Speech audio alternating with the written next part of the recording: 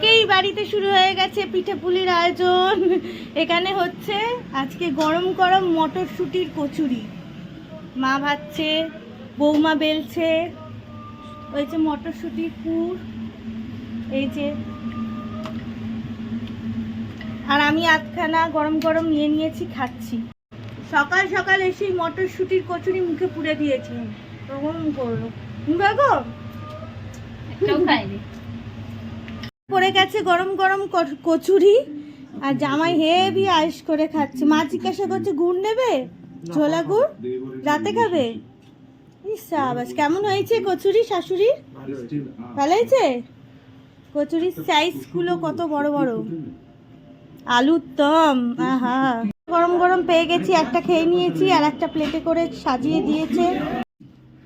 তো বাড়িতে এসেই প্রথমে